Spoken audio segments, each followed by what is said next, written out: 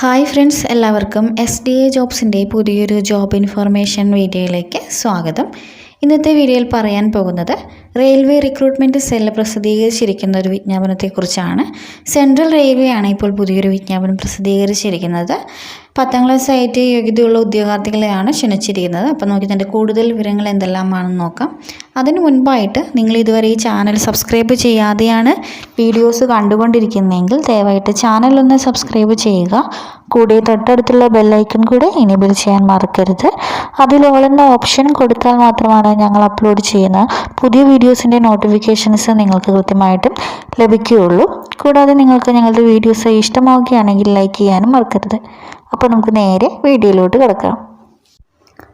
RRC central railway ആണ് ഇപ്പോൾ apprentice ട്രെയിനിങ്ങിലേക്കായിട്ട് ഉദ്യോഗാർത്ഥികളെ ക്ഷണിച്ചിരിക്കുന്നത്. ഏകദേശം 2422ഓളം വേക്കൻസികളിലേക്കാണ് അപ്രൻറ്റീസ് ട്രെയിനിങ്ങിലേക്ക് ക്ഷണിച്ചിരിക്കുന്നത്.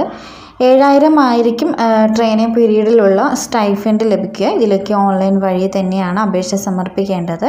2023 ജാനുവരി 15-ാം തീയതിയാണ് അപേക്ഷ സമർപ്പിക്കേണ്ട ലാസ്റ്റ് ഡേറ്റ് പറഞ്ഞിരിക്കുന്നത്. ഇനി നമുക്കിതിലേക്ക് വരുന്ന വേക്കൻസി ഡീറ്റെയിൽസ് നോക്കാം. മുംബൈ ക്ലസ്റ്ററിലേക്ക് ഏകദേശം 1659 സീറ്റ് ഒഴിവുകളുണ്ട്.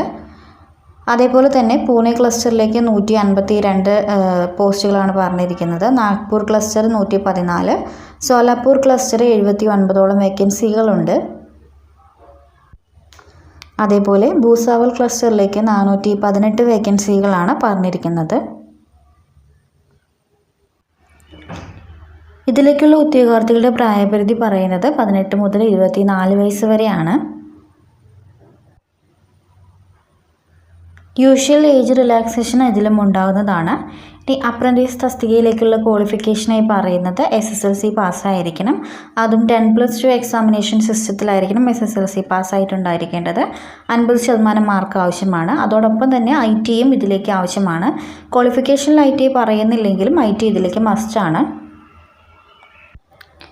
നോട്ടിഫിക്കേഷനിൽ കൃത്യമായിട്ട് തന്നെ ഓരോ ക്ലസ്റ്റർ വൈസ് അതിലേക്ക് വരുന്ന വേക്കൻസി ഡീറ്റെയിൽസ് ട്രേഡ് വൈസും അതേപോലെ തന്നെ കാറ്റഗറി അനുസരിച്ചും പറഞ്ഞിട്ടുണ്ട്. അതേപോലെ തന്നെ റെസ്പെക്റ്റീവ് IT ട്രേഡ് ഏതാണ് വേണ്ടത് എന്ന് തന്നെ നോട്ടിഫിക്കേഷനിൽ കൃത്യമായിട്ട് പറഞ്ഞിട്ടുണ്ട്. അപ്പോൾ താല്പര്യമുള്ള ഉദ്യോഗാർത്ഥികൾ നോട്ടിഫിക്കേഷൻ കൃത്യമായിട്ട് തന്നെ വായിച്ച് നോക്കുക. കൂടാതെ ഇതിലേക്ക് ഒരു ആപ്ലിക്കേഷൻ ഫീസ് വരുന്നുണ്ട്. 100 രൂപയാണ് ആപ്ലിക്കേഷൻ ഫീസ് വരുന്നത്.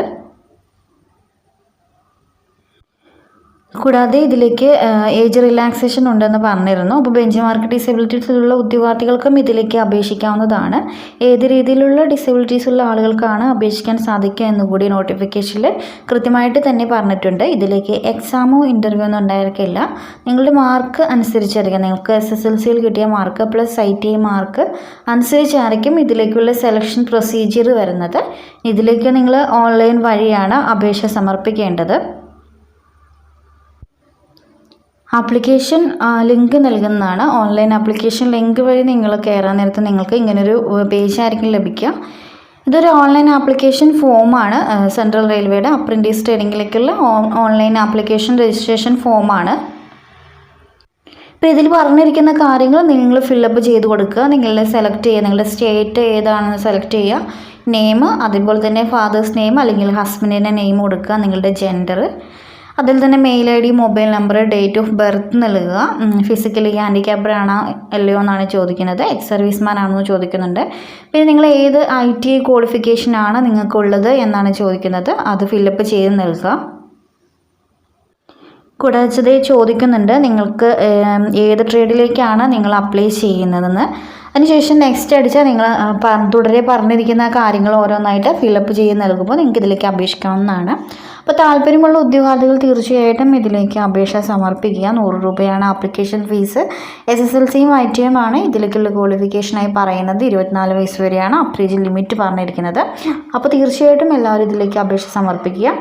അപ്പോൾ ഇത്രയൊക്കെയാണ് ഇന്നത്തെ ഒരു വീഡിയോയിൽ പറയാനുള്ളത്. വീഡിയോ ഇഷ്ടമായിട്ടുണ്ടെങ്കിൽ തീർച്ചയായിട്ടും ലൈക്ക് ചെയ്യാൻ മറക്കരുത്. കൂടാതെ ഇതുവരെ ഈ ചാനൽ സബ്സ്ക്രൈബ് ചെയ്യാതെയാണ് നിങ്ങൾ വീഡിയോസ് കണ്ടുകൊണ്ടിരിക്കുന്നതെങ്കിൽ ദയവായിട്ട് ചാനലൊന്ന് സബ്സ്ക്രൈബ് ചെയ്യുക.